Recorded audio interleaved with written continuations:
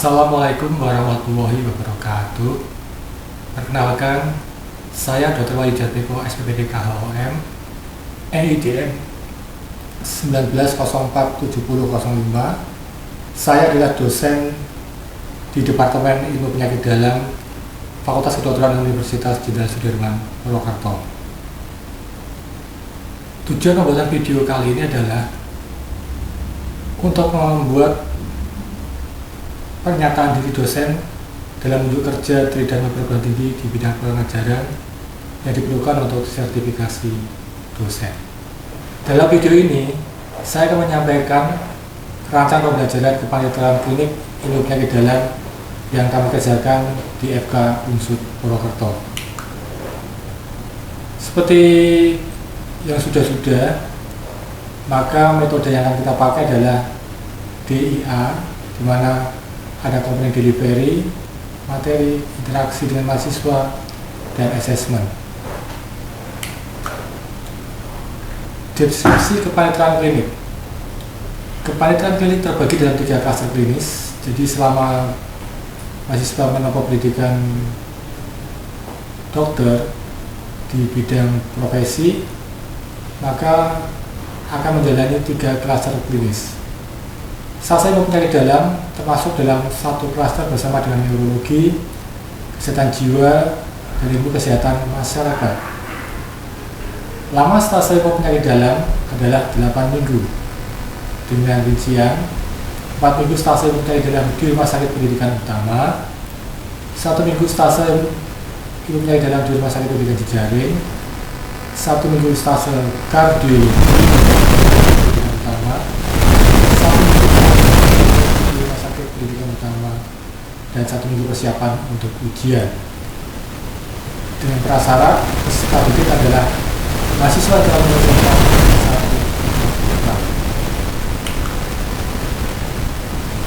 materi pembelajaran yang diajarkan di penyakit dalam kami sesuaikan dengan SKD tahun 2012 yang meliputi bidang ilmu endokrin dan metabolik, bidang ilmu ginjal dan hipertensi, bidang ilmu gastroenterologi, hepatologi, bidang ilmu kardiologi, bidang ilmu pulmonologi, bidang ilmu hematologi, bidang ilmu tropik infeksi, bidang ilmu geriatri, dan bidang ilmu rheumatologi.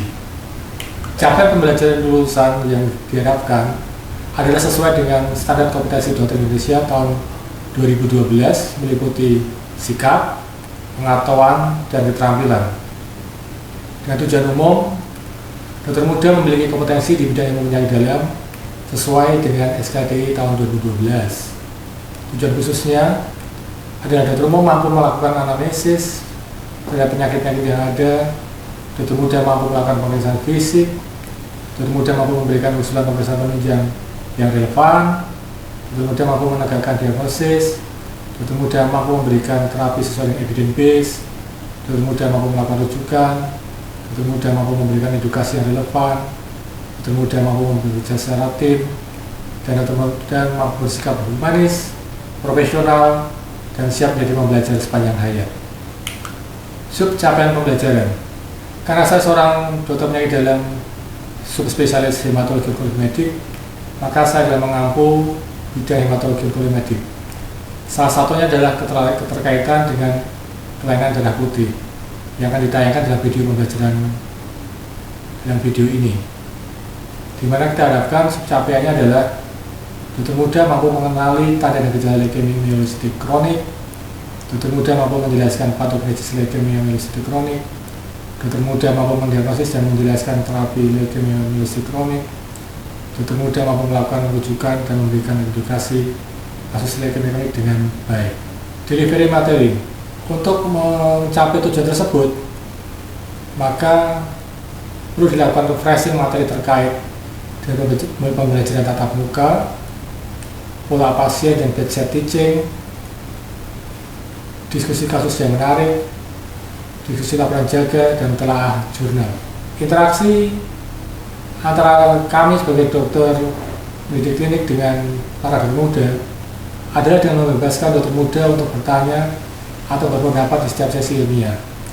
mendorong dokter muda untuk kritis, sistematis, dan kontekstual dalam berpikir, mendorong dokter muda untuk berperilaku profesional.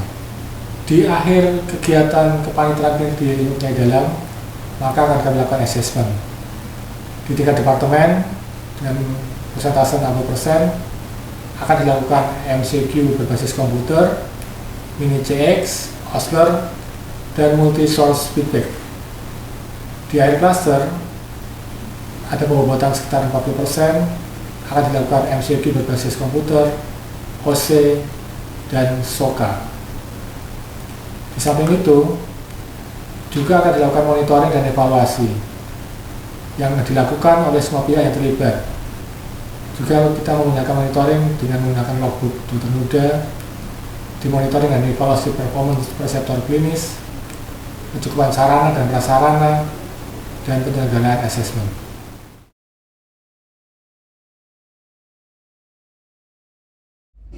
Selamat pagi, Assalamualaikum warahmatullahi wabarakatuh. Waalaikumsalam warahmatullahi wabarakatuh.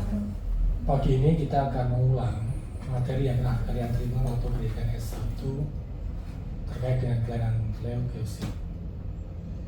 Dulu mungkin ada di blog semester 6 ya. Nah sekarang kita ulang untuk mendalami lagi kira-kira apa itu leukemia myeloid kronik. Kita kenalkan lagi pada kalian.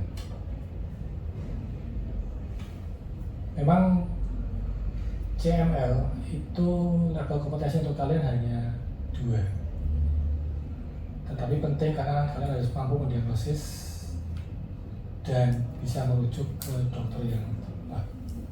Jadi aku berbicara saya. Apa itu leukemia? Leukemia adalah suatu kelompok penyakit keganasan yang mempengaruhi darah dan jaringan pembentuk darah, baik itu susun tulang, sistem limfonoid maupun limpa. Dan leukemia ini bisa terjadi pada semua kelompok umur. Leukemia dapat menyebabkan akumulasi sel-sel disfungsional karena hilangnya regulasi dalam pembelahan sel. Dapat berakibat fatal jika tidak diterapi dengan baik dan bisa menjadi progresif. Artinya apa? Bisa menjadi perburukan yang nyata. Tipe-tipenya ada, secara umum ada 4. Terbagi 2 seri myeloid, 2 seri limfoid, masing-masing terbagi atas akut dan kronis.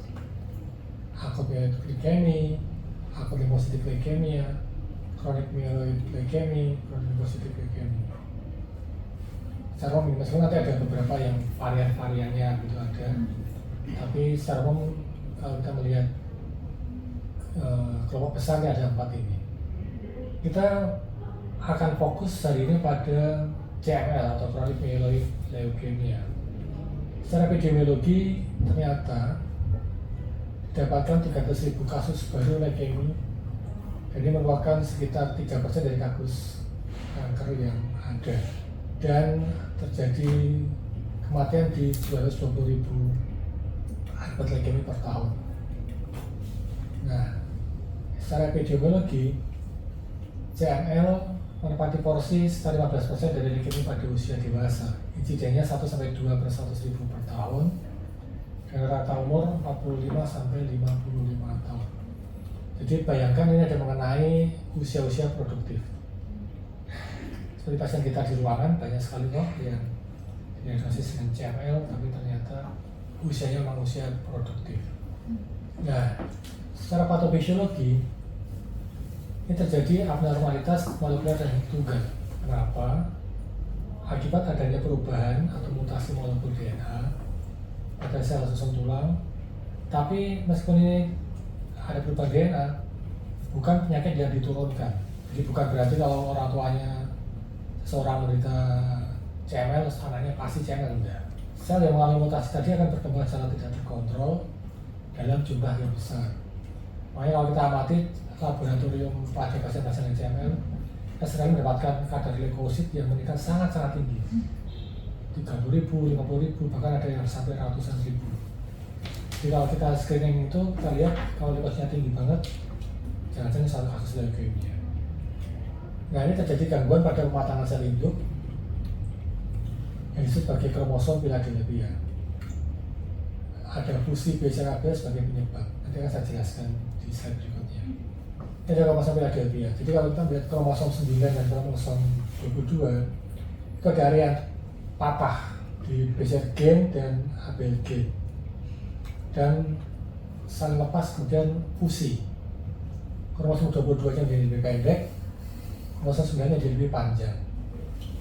Nah, kromosom Philadelphia ini ditemukan pada lebih dari 90% pasien CML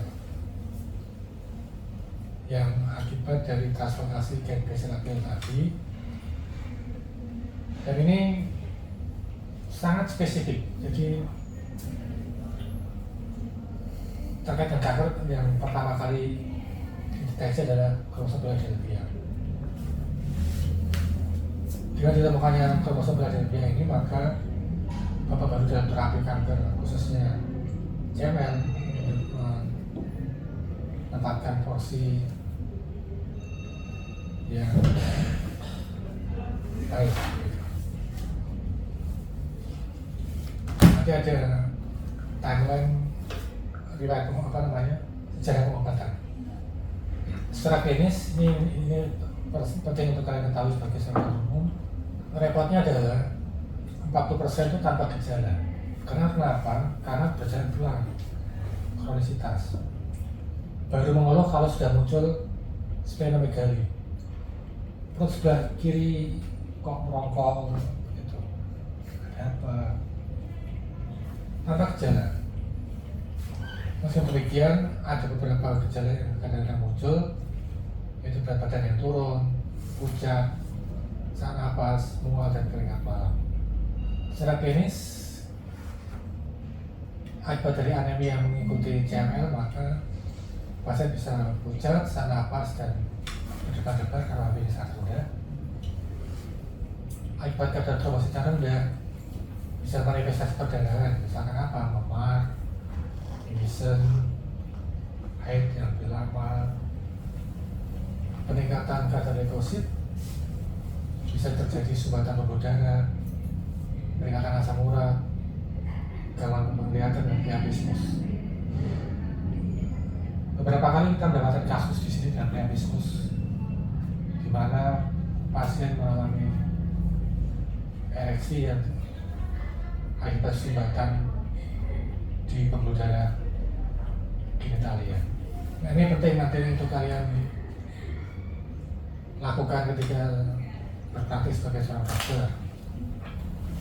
Dari darah tepi menganalisa itu, kalau kita mendapatkan gambaran anemi, leukositosis lebih dari 20.000, trombositosis atau trombositopeni. Untuk leukositosis itu kalau 20.000 itu kadang-kadang masih tumpang tindih dan infeksi. Kalau infeksi seringkali diikuti dengan gejala-gejala demam. Tapi kalau ini tadi seperti saya katakan di depan kan, pasien itu tidak mengalami gejala yang nyata, kadang-kadang ada yang asimptomatik begitu. Nah, pada hembusan darah tepi ini juga penting. Hembusan darah tepi diambil sebelum ditransfusi. Misalnya darahnya 4, darahnya 5, begitu dari leukosit 50.000, sebelum ditransfusi sebaiknya diambil hembusan darah dulu. Tujuannya untuk apa? Tujuannya adalah untuk memastikan bahwa morfologi sel bisa kita dapatkan apa adanya, belum terganggu dengan darah dari donor. Kemudian bone marrow aspirasi atau pemeriksaan sum tulang, analisis sitogenetik itu bisa dari bone marrow tadi, dan pemeriksaan BCR-ABL. Nah, BCR-ABL itu bisa diperiksa di laboratorium dengan menggunakan sampel dari darah tepi. Jadi lebih simpel, tidak harus sambil bone marrow terus seperti berusaha Philadelphia, itu tidak. Jadi dia bisa dari tepi saja, jadi lebih mudah dengan tindakan yang kurang begitu invasif dibanding kalau mengambil aspirasi dari susuk tulang. Ini adalah penelitian saya tahun 2016. Saya mencoba mendeskripsikan kasus CML yang ada di Banyumas. Kemudian pasien datang ke rumah sakit Margono Soekarno. Ini saya majukan poster di Kongres Penyakit Dalam Sedunia di Bali pada tahun 2016. Ternyata tadi di teori kan dikatakan penyakit pria itu lebih dari 90%. Di Banyumas waktu itu saya mendapatkan kasus lebih dari 95%. Ada 3 fase untuk CML, fase kronik, fase akselerasi, dan fase keras. Nah, fase kronik inilah yang kadang-kadang menjadi problem karena tidak ada gejala yang nyata, atau kalau bergejala sangat ringan, jadi kadang-kadang diabaikan oleh pasien. Dan 80% kasus adalah dari semua fase ini adalah mereka berada pada fase kronik dan bisa berjalan bertahun-tahun. Akselerasi itu kalau dalam pemeriksaan 300 sentuhan dapatkan peningkatan kadar blast. Jika krisis blast dikatakan lebih dari 30% adalah sel-sel blast. Bahkan di pusaka lain dikatakan krisis blast itu kalau sudah di atas 20%. Jadi kalau sudah ada krisis blast, gambarannya mirip dengan leukemia. Sebelum kita masuk ke terapi, kira-kira ada yang mau ditanyakan? Mungkin izin bertanya dokter. Silakan. Tadi kan dari patofisiologinya disebutkan bahwa itu karena ada perubahan atau mutasi dari molekul DNA nih dokter. Dan disampaikan itu tuh bukan karena diturunkan. Nah, biasanya penyebabnya itu karena apa nih dokter? Iya. Jadi sebagian itu masih belum diketahui penyebabnya apa. Tapi ada dugaan beberapa kasus itu terkait dengan paparan zat kimia, radioaktif seperti itu. Jadi memang untuk mencari penyebab yang paling tepat untuk masing-masing pasien kadang-kadang tidak mudah. Kalau kita melihat gambar tadi, sebelum terapi target yang menyasar BCRAB itu hasilnya tidak mengembirakan. Diagnosisnya sulit, dan pasien datang pada stadium yang lanjut. Sediaan terapi yang terbatas dengan efektivitas yang tinggi, seringkali hanya meredakan gejala saja, anemi, ya ditransfusi, kemudian anemi ditambah zat besi, mungkin tidak tepat sasaran, tapi waktu itu yang ada hanya itu, ya yang kedua. Kemudian pernah dicoba-coba terkait dengan radioterapi pada limfa yang gede disinar, manfaatnya juga tidak jelas. Sampai sekarang pun tidak menjadi modalitas terapi. Tahun 60 atau tahun 90-an, bahkan obat ini masih kita pakai sampai sekarang. Ini adalah pengobatan menggunakan hidroksi urea. Kita masih sering pakai di sini kan, hidroksi urea ya. Interferon ini juga lumayan bisa dipakai. Tapi kenapa tidak kita pakai di sini? Karena harganya mahal. Karena pemberiannya harus dengan injeksi, jadi tidak nyaman buat pasien dan cost-nya terlalu mahal. Sebelum tanggal keluar ada busulfa dan hidroksi urea. Busulfa jarang kita pakai. Hidroksi urea lumayan lah, masih kadang juga efektif dengan toksisitas yang lebih rendah. Tapi dia hanya sifatnya sitoreduksi, jadi dia tidak mengubah perjalanan penyakit akibat munculnya sel-sel leukemik, tapi dia mengurangi produksi dari sel darah putih saja.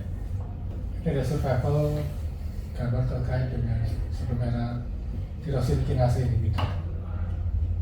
Kita melihat ya penggunaan interferon lumayan lah, yang kuning itu interferon ya. Jadi ini adalah menyasar BCRAB yang tadi yang menyebabkan terjadinya CML, Sehingga dengan adanya pengobatan terapi target ini, maka dengan tidak terbentuknya sel itu harapannya secara klinis maupun laboratorium pasien jadi jauh lebih baik. Nah, ini kita lihat gambar yang tadi, tambah ketika sudah menggunakan imatinib. Tahun 2006 ada desatinib, yaitu masih satu keturunan lah dengan imatinib. Tahun 2007 muncul nilotinib, dan second line generasi DKI. Generasi baru ada ponatinib dan bosutinib. Yang ada di Indonesia itu imatinib ada, masuk JKN ini. Desatinib ada, tetapi tidak masuk JKN. Nilotinib ada, masuk JKN. Sedangkan generasi baru itu masuk ada ponatinib. Ponatinib ini dipakai untuk mereka-mereka yang mengalami resistensi terhadap imatinib atau nilotinib. Baru kita pilih menggunakan ponatinib. Jadi kreatisi BPJS hanya diberikan pada mereka-mereka yang mengalami resistensi terhadap imatinib maupun nilotinib. Kenapa dikatakan lebih berperan nilotinib dibanding imatinib? Karena poketnya tuh dia lebih rapat lah. Jadi itu ada celah dari mutasi BCRAB itu bisa betul-betul dihambat dengan lebih presisi begitu. Kalau imatinib secara skema itu masih ada celah-celah yang belum tertutup. Nah, sebetulnya pemilihan TK itu harus kita pastikan ada atau tidaknya komorbid pada pasien tersebut. Yang hijau itu adalah tidak kontraindikasi, yang orange itu adalah intermediate, yang kuning adalah low risk, yang merah sebaiknya tidak diberikan. Nah, penguatan CFL, kita terapi harus monitoring kan? Monitoringnya apa? Respon hematologi. Ya, hematologi kita nilai dari pemeriksaan darah tepi, sitogenetik, analisis kromosom dari susun tulang, respon molekuler, kita melihat kadar transkripsi BCRAB pada pasien tersebut. Ini ada jadwal pemantauannya. Darah lengkap setiap minggu. Setelah stabil 1 sampai 1,5 bulan kemudian. Sitogenetik, bayangkan kalau kita ada sitogenetik itu kita harus BAP pasien pada bulan ketiga, bulan ke-6, bulan ke-12, bulan ke-18. Sakitnya yang dulu belum sembuh, sudah ada BAP lagi. Kalau bagus, setiap tahun diperiksa. Dan menjadi masalah adalah penggunaan kromosom tidak semua rumah sakit bisa kerjakan. Kalau BCRABL, kuncinya adalah di 3 bulan pertama terapi. Jadi 3 bulan pertama terapi itu sudah harus diperiksa BCRABL kuantitatifnya seperti apa. Ini adalah skematik jangka pemantauan. Gambarnya itu dibuat agak titik-titik, itu maksudnya adalah keberadaan sel ganas dalam tubuhnya. Tadi ya terminologinya ya. Hematologi bisa komplit hematologi respon, sitogenetik bisa komplit sitogenetik respon, parsial sitogenetik respon, mayor sitogenetik respon. Kalau yang dicari adalah kalau bisa adalah mayor molekuler respon. Yang penting adalah kalau bisa mencapai MMR itu adalah targetnya. Ini sebenarnya sama dengan tadi, yang menggambarkan secara skematik saja. Nah, ini adalah slide terakhir saya. Sebagai penutup, maju dalam terapi kanker, khususnya dengan adanya terapi target memberikan harapan baru. Terapi target yang diberikan secara oral akan membuat pasien lebih nyaman. Dan yang penting adalah teratur minum obat adalah kunci keberhasilan pengobatan. Dan terapi yang sukses itu juga harus dimonitor dengan baik. Oke, begitu. Sebelum saya tutup, saya persilakan ada yang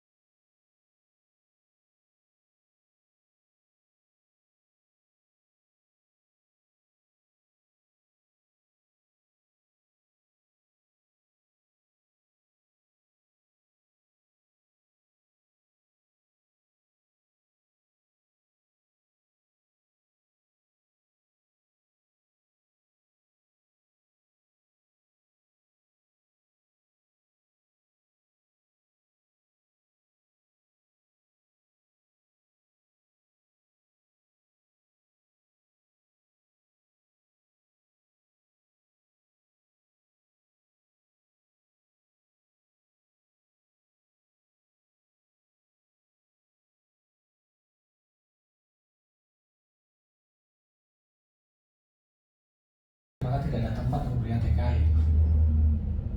Oke, saya akhiri sesi perkuliahan kita hari ini. Terima kasih atas perhatiannya. Kita nanti ketemu di topik berikutnya. Terima kasih. Terima kasih ya.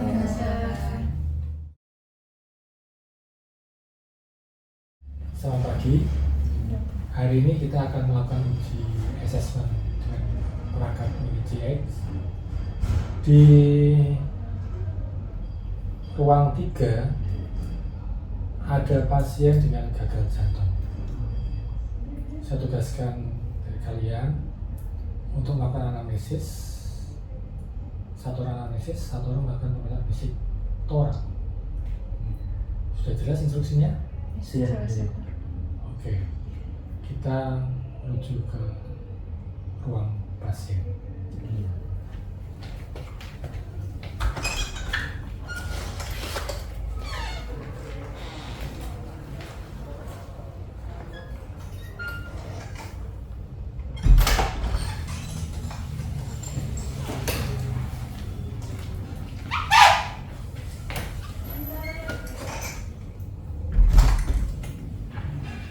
Oke, terima kasih adik-adik. Tadi sudah melakukan dengan relatif cukup baik. Anamnesis yang dilakukan saya rasa sudah lengkap, mulai dari keluhan utama, riwayat penyakit sekarang, riwayat penyakit dahulu, riwayat keluarga dan sosial ekonomi sudah ditanyakan. Tetapi masih ada sedikit yang perlu dieksplorasi, yaitu faktor risiko kejadian gagal jantung pada pasien tersebut. Untuk kamu, diagnosis sudah cukup lengkap. Kamu mulai dengan inspeksi, palpasi, perkusi, dan eksplorasi sudah cukup baik. Tapi ada satu yang terlewat, bagian posterior torak belum kamu lakukan pemeriksaan fisik. Oke, saya rasa hanya menambahkan sedikit saja. Lembar ujian akan saya tangani. Nomor dokter.